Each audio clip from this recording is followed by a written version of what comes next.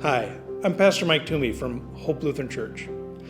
While life is returning to some sense of normalcy, the fear of spreading disease is still prevalent.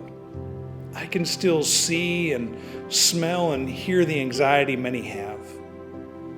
On top of all that, the disease of sin that we all share has revealed itself once more in the sin of racism and our penchant for violence. So how do we live? How do we act in this world with one another? I find truth in John's gospel to answer that important question.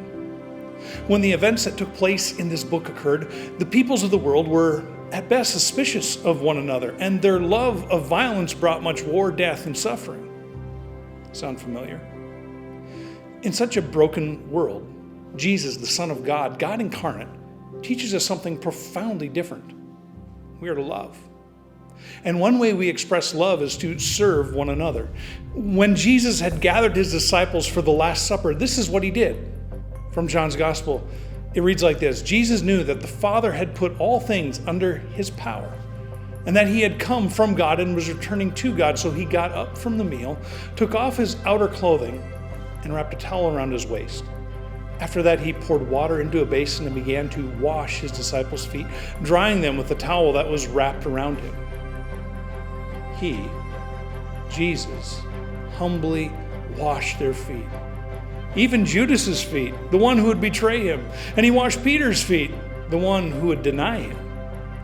Jesus served. For Jesus' humble service, profound love comes with great sacrifice. In his humble service, Jesus would take the nails and be crucified as a criminal. We know that God overcomes the cross and grave and resurrected Jesus from the dead. And God can overcome the sacrifices we make in his name and bring life where there was once death. Our call in a broken, sin-filled world is to love, and to love by serving. So how are you serving one another? Have you spent time at the local homeless shelters, food banks, or your home congregation? There is no limit to where and who we can serve. Jesus said this of his foot washing: "Now that I, your Lord and teacher, have washed your feet, you also should wash one another's feet." By his perfect love, we are saved. And in his name, we move forward in humble service. Again, I'm Pastor Mike Toomey. If you're looking for a church home, check out fargohope.org.